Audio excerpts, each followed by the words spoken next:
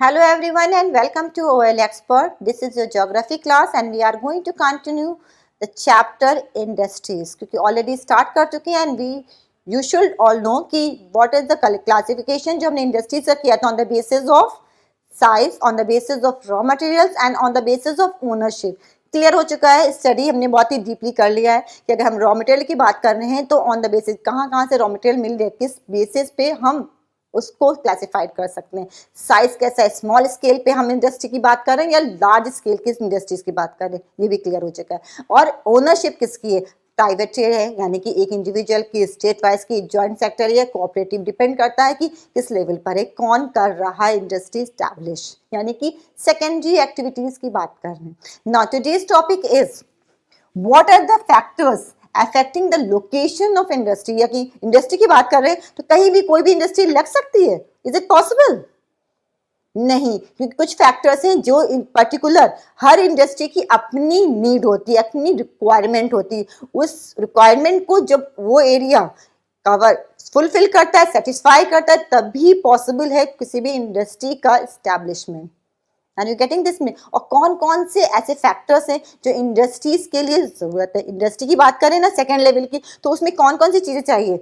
आपने बस सोच लिया कि हमें इंडस्ट्री लगानी है तो अपने आप नहीं लग जाएगी, हमें बहुत सारे फैक्टर्स सोचने पड़ेंगे, प्लान आउट करना पड़ेगा कि हमें इस इंडस्ट्री के लिए, हर इंडस्ट्री की अपनी डिमांड है, हम उस नीड को, उस डिमांड को जब तक सेटिस्फाई नहीं करेंगे तब तक कि हमारा प्लान इंडस्ट्री लग नहीं पाएगी। तो कौन कौन से ऐसे फैक्टर्स हैं वो देख लेते हैं। जैसे कि you can see a chart here कि लोग कोई भी अगर स्टैब्लिश करते हैं, कोई भी इंडस्ट्री किसी भी चीज़ से करते हैं, स्मॉल स्केल पे करते हैं चाहे लार्ज स्केल पे करते हैं, या फिर हम अपने इंडिविजुअली करते हैं या जॉइंट सेक्टर में करते हैं, किसी भी लेवल पे करते हैं, तो इन फैक्टर्स को ध्यान में रखकर ही करना है इंडस्ट्री का एस्टैब्लिशमेंट। हम ऐसे ही कहीं भी कोई इंडस्ट्री नहीं लगा सकते हैं। हमें अगर फिशिंग का या फूड प्रोसेसिंग का लगाना है इंडस्ट्री, या कोल माइनिंग का लगाना है, कोल इंडस्ट्री लगाना है, तो हम एग्रीकल्चर लैंड के एरिया में लगा देंगे? पॉसिबल है? नहीं। जहाँ पे माइनिंग एरियाज हो, कुछ ना फैक्टर्स हमें देखने पड़ेंगे कि अगर हम माइनिंग की लगा रहे हैं, कोल इंडस्ट्री लगा रहे हैं या आयरन स्टील की इंडस्ट्री लगा रहे हैं, तो किस एरिया में लगाना है। हर इंडस्ट्री की अपनी डिमांड, या हर एरिया की कहें अपनी डिमांड, वहां पे वही इंडस्ट्री फ्लरिश हो पाएगी। फाइन, जैसा एरिया होगा उसी के अकॉर्डिंग हो पाएगी। तो फैक्टर्स कौन से? The factors affecting the location of industries are the availability of raw material. The first one is, industry के अगर अफेक्ट करते हैं फैक्टर्स तो कौन कौन से हैं फैक्टर्स जो अफेक्ट कर रहे हैं? The first one is raw material.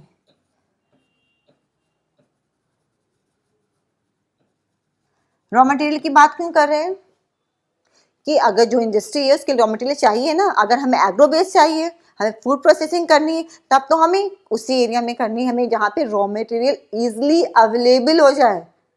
बहुत दूर से कहीं मंगाना है, हमें लगाना है अपने एरिया में, जैसे हमारा प्लेन का एरिया है, ठीक है, प्लेन का है, कल्टीवेटेड, यहाँ पे एग्रीकल्चर लैंड है, बट हम यहाँ पे चाह रहे हैं यहाँ पे कहीं कोई मिनरल की डिपॉजिट्स नहीं है, बट हम चाहते हैं यहाँ पे आयरन स्टील इंडस्ट्री लगाना, यहाँ पे आयरन स्टील इंडस्ट्री इस प्लॉट पे लगाना चाहते हैं, तो पॉसिबल होगा? क्योंकि जो आयरन स्टील जो कोर है, आयरन का जो आयरन ओर है, रॉ मटेरियल आयरन ओर, वो कहाँ, वो बहुत ही फार अवे प्लेस पे है, यहाँ पर है, जहाँ से उसको फर्स्टली फैच करना, यहाँ से ट्रांसपोर्ट करके यहाँ पे लाना पड़ेगा, तब तो यहाँ इंडस्ट्री पॉसिबल है। रॉ मटेरियल ही इतनी दूर रहेगा, अवेलेबिलिटी ही नहीं उसकी, हम चाहते हैं मगर यहाँ लगाना, मेरे चाहने से नहीं होगा। हमें अगर लगाना है आयरन ओर का, तो हमें जहाँ पे आयरन ओर है, आयरन इंडस्ट्री वहीं आसपास ही तो लगेगी, ताकि हमें रॉ मटेरियल इजिली अवेलेबल हो जाए, एक्सेसिबल हो।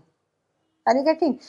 फार अवे नहीं हो, बिल्कुल बहुत दूर रॉ मटेरियल है, वहां से हम लेकर गए तो सारी कॉस्ट तो हमारी वहीं लग जाएगी लेके आने में ही। तो हम क्या प्रोडक्ट तैयार करेंगे, कैसे हम उसे सेल आउट करेंगे? क्योंकि इंडस्ट्री से मतलब क्या है, हम अपना प्रॉफिट भी तो कमाना चाहते हैं। हम कोई इंडस्ट्री ऐसे तो लगाते नहीं है, दिल करा तो लगा दिया, यहाँ पे दिल करा तो यहाँ लगा दी इस इंडस्ट्री को, नहीं। हमें फैक्टर्स जो हैं रिस्पॉन्सिबल, उसको अफेक्ट कर रहे हैं, उसके अकॉर्डिंग ही लगाना है।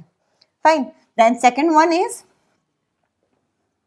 लैंड, कि किस लैंड पे लगाना है, कौन सा लैंड होना चाहिए, कितना बड़ा होना चाहिए, साइज क्या है। अगर छोटे लार्ज अगर स्मॉल स्केल पे करना है तो छोटे से एरिया में ही हमारा वो इंडस्ट्री स्टैब्लिश कर सकते हैं। बट अगर हमें लार्ज ऑटोमोबाइल की इंडस्ट्री लगानी तो क्या छोटे से प्लॉट पे लग जाएगी? पॉसिबल है? नहीं पॉसिबल है। उसकी इंडस्ट्री के लिए हमें वास्ट एरिया चाहिए, हमें लैंड का एरिया भी चाहिए कि कैसे लैंड पे में चाहिए, कितना एरिया होना चाहिए लैंड का। इंडस्ट्री लगाने से पहले ये सारे फैक्ट्स सब दिमाग में रखने पड़ते हैं, तब उसका एस्टैब्लिशमेंट होता है। ऐसे नहीं कि हमें लगाना तो ऑटोमोबाइल का है और हमारे पास प्लॉट बहुत छोटा है, कैसे पॉसिबल है? हम वहां पे कैसे कर पाएंगे? सारे अलग अलग उसके डिपार्टमेंट कैसे हम दे पाएंगे कि कहाँ क्या होना है? क्योंकि ऑटोमोबाइल ऐसा तो नहीं एक पार्ट है, सिर्फ एक पार्ट ही बना नहीं, अलग अलग पार्ट्स के लिए हमें मैन्युफैक्चर होगा तब तो वो असेंबल होगा, तो इतना एरिया भी तो होना चाहिए, तब तो वो पॉसिबल है।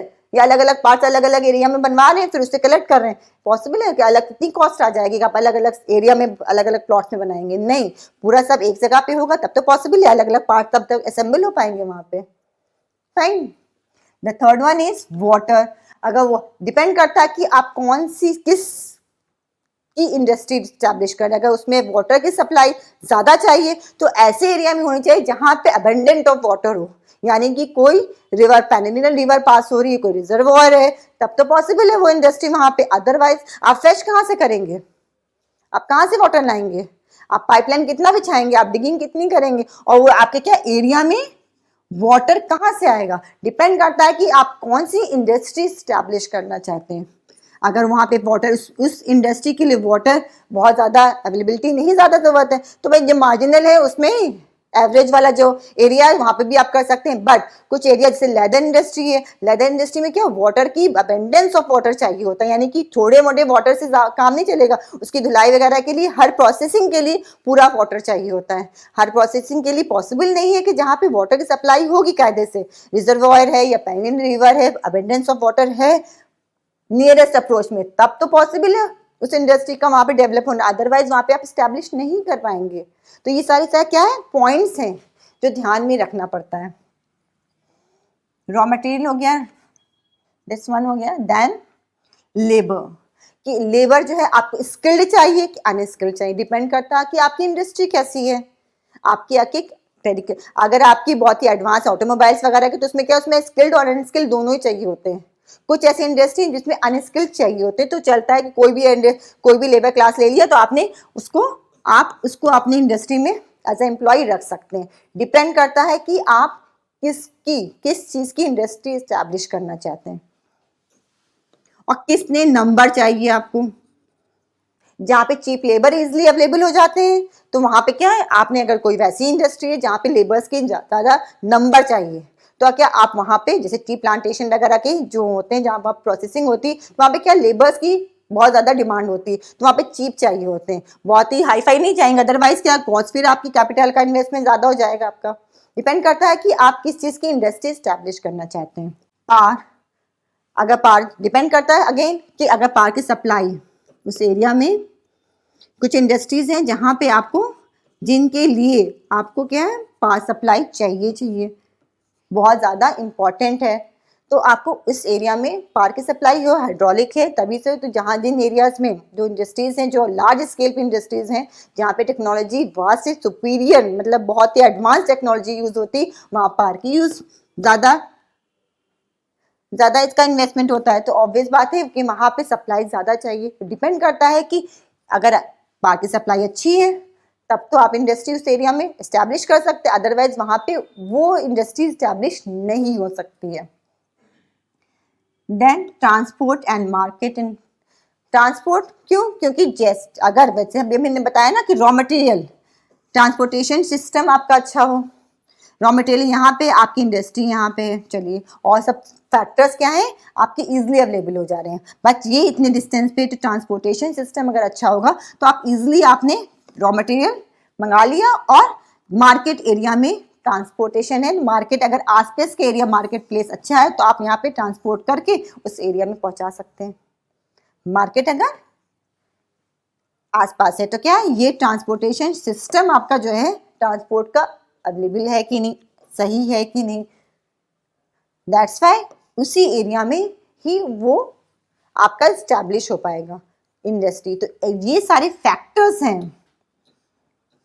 कैपिटल आप कितना इन्वेस्ट करना चाहते हैं डिपेंड करता है। अगर आप लार्ज स्केल पे करना चाहते हो तो लार्ज इंडस्ट्री बना सकते हैं, अदरवाइज क्या है, आपके पास कैपिटल तो बहुत थोड़ा है, अमाउंट ज्यादा कम है, और आप चाहते हैं कि लार्ज स्केल पे अपना इंडस्ट्री इस्टेब्लिश कर पाए, तो नहीं पॉसिबल है। डिपेंड करता है कि आपके पास कितना कैपिटल है, उसी के अकॉर्डिंग ही अपनी इंडस्ट्री का इस्टेब्लिश कर पाएंगे। राइट, तो दीज आर द पॉइंट्स, ये फैक्टर्स हैं जो स्टैब्लिशमेंट ऑफ इंडस्ट्रीज के लिए इम्पॉर्टेंट है, इसके अकॉर्डिंग ही इंडस्ट्री इस्टेब्लिश्ड होती हैं। Sometimes the government provides incentives like subsidized power, lower transport cost and other infrastructure so that industry may be located in backward areas. कभी कभी क्या है, गवर्नमेंट भी सब्सिडाइज जो है ना पार्ट दे देती है, लोअर ट्रांसपोर्ट के क्या चार्जेस दे देती है, और इन अदर इंफ्रास्ट्रक्चर पे भी कॉस्ट जो है कम कर देती है। तो क्या है, इस पे इसके अकॉर्डिंग भी बैकवर्ड एरियाज में भी इंडस्ट्री का इस्टेब्लिशमेंट पॉसिबल है। बट ये क्या है, जब आपको ये पॉसिबल हो फ्रॉम द गवर्नमेंट, वो गवर्नमेंट आपको ये देती है, तब तो आप बैकवर्ड एरियाज में कर पाते हैं। अदरवाइज जहाँ पे ये सारी चीजें जा रही हैं, ये फैक्ट जहाँ पे अवेलेबल होंगे, वहीं पे आप इस्टेब्लिश कर पाएंगे। Industrialization often leads to development and growth of towns and cities. अगर इंडस्ट्रियलाइजेशन हो रहा है, जैसे आफ्टर इंडिपेंडेंस रैपिड ग्रोथ हुआ है इंडस्ट्रियलाइजेशन अर्बनाइजेशन का इंडिया में, तो क्या है, इससे क्या इंडस्ट्री जितनी बढ़ेंगी वैसे ही टाउन्स और सिटीज की भी गिनती या कहते हैं लेवल भी बढ़ेगा। तो डेवलपमेंट के चांसेस हैं वो बढ़ते हैं। जितना ज़्यादा इंडस्ट्रियलाइजेशन होगा उतनी ज़्यादा डेवलपमेंट करेगा वो रीजन, वो सिटी। डिपेंड करता है कि किस लेवल पे हो रहा है। Fine, now the next topic is industrial system. What is this?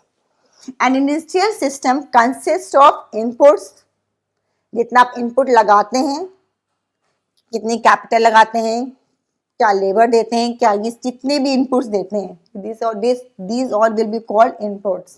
Okay, processes and outputs, यानी कि जो प्रोसेसिंग करते हैं, जो इनपुट के बाद जो प्रोसेस आते हैं, जो आप जो भी चैनल यूज करते हैं, एंड जो आउटपुट है, जो प्रोडक्ट आता है, वो सब क्या कहलाता है? सिस्टम। सिस्टम मीन्स कि आपने वन स्टेज हो गया, आपने कितने इनपुट डाले हैं, ठीक है, फिर देन सेकेंड स्टेज आ गया, क्या प्रोसेस इस्तेमाल यूज किया है, किस प्रोसेस के थ्रू हो रहा है, second one. Then third one is output, और क्या प्रोडक्शन हो रहा है, थर्ड वन। टुगेदर ये सब मिलके क्या कहलाता है? Industrial system.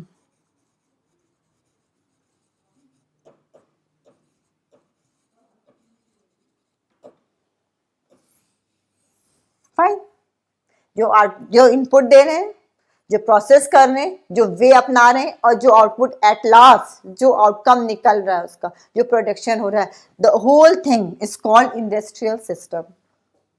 The inputs are the raw materials. अब इनपुट्स में क्या क्या आ जाएगा, हम इनपुट बात करें, इनपुट में क्या आएगा? रॉ मटेरियल्स आ जाएगा, लेबर्स आ जाएगा, कॉस्ट ऑफ लैंड, ये सब क्या है? ये सब आ जाएगा इनपुट में आपका।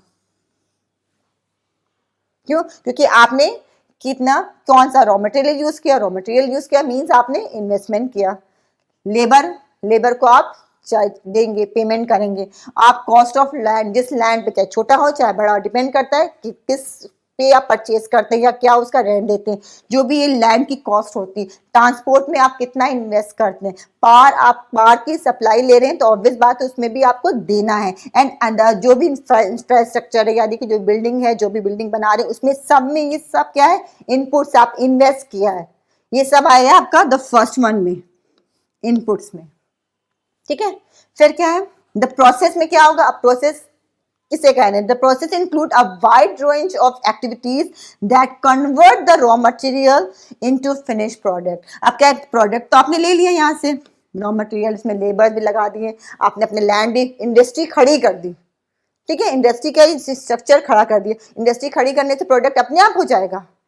नहीं ना, बिल्डिंग तैयार हो गई, रॉ मटेरियल भी इसमें अवेलेबल है, लेबर्स भी वहां खड़े हैं, सारे एम्प्लॉय खड़े हैं, पार भी, ये सब कुछ एक्टिविटीज होंगी तभी तो आउटपुट प्रोडक्शन बनेगा। वो सब काम करेंगे तभी तो आउटपुट आएगा। तो जो प्रोसेस, जो एक्टिविटीज वहां पे हो रही है, अब डिपेंड करता है किस चीज की इंडस्ट्री है। जो इंडस्ट्रीज होगी उसी के अकॉर्डिंग तो वहां प्रोसेसिंग होगी, वही तो एक्टिविटीज होंगी वहां पे। तो जितनी एक्टिविटीज वहां पे हो रही हैं, जो सब मिलकर एक्टिविटीज कर रहे हैं, वो सब क्या कहें, प्रोसेसिंग कराएगी।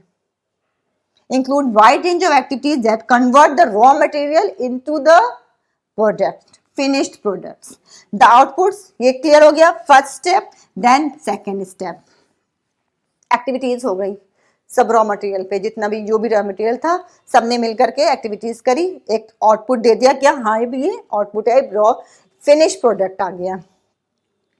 The outputs are the end product and the income earned from it. अब ये जो आउटपुट आया है आपका, द थर्ड वन, सबने मिलकर रॉ मटेरियल पे काम किया, रॉ मटेरियल एक आउटपुट फिनिश प्रोडक्ट बन गया। अब ये फिनिश प्रोडक्ट है, यही तो अर्न कराएगा, यही तो अर्निंग देगा जब ये मार्केट में सेल आउट होगा। तो ये अर्न करेगा, that one will come, that is called outcome. In case of the textile, example दिया है यहाँ पे, in case of the textile industry the inputs may be cotton. अब अगर टेक्सटाइल इंडस्ट्री है, यहाँ पे कपड़े बनते हैं, वहां पे क्या क्या है, रॉ मटेरियल क्या है, कॉटन है, ह्यूमन वहां पे लेबर्स लगे हैं वो हैं, फैक्ट्री एंड ट्रांसपोर्ट कॉस्ट, ये सब मिलकर क्या है, सब इनपुट्स हो रहे हैं। The process includes ginning, spinning, weaving, ये सब क्या है, ये सब जो आपकी कॉटन इंडस्ट्री है उसके सब प्रोसेसिंग, ये सब एक्टिविटीज वहां पे होती हैं, सिर्फ एक नहीं होती, वहां पे गिनिंग है, स्पिनिंग, वीविंग है, डाइंग है, प्रिंटिंग, क्योंकि ये सब करके ही फाइनल जो प्रोडक्ट हम लोग को गारमेंट मिलते हैं, जो ड्रेस मटेरियल मिलती है, वो सभी सब करके मिलती है। स्पिनिंग, वीविंग और डाइंग, कलर अलग अलग किए जाते हैं, फिर उस पर प्रिंट्स भी होते हैं, ये फिनिश्ड होता है तब जाके हमको मिलता है as a dress material. The output is the shirt you wear. और फिर क्या आउटपुट, उसके बाद से वो स्टिचिंग के लिए जाता है, स्टिचिंग पे शर्ट, टी शर्ट जो भी बनती है, ड्रेसेस बन जाती हैं, वो आपको मिल जाती है। वो क्या आउटपुट है, और जिसकी वैल्यू होती है, हम परचेज करते हैं, वो हमें ये अर्न हो रही है, अर्निंग हो रही है इनकी, ये इंडस्ट्री की। The whole thing is called industrial system. Input, then process, then output. So today we have learn कि कौन कौन से ऐसे फैक्टर्स हैं जो अफेक्ट करते हैं किसी भी इंडस्ट्री के लोकेशन के लिए। फाइन। और what is industrial system, clear हो चुका है। इस चैप्टर को हम कंटिन्यू करेंगे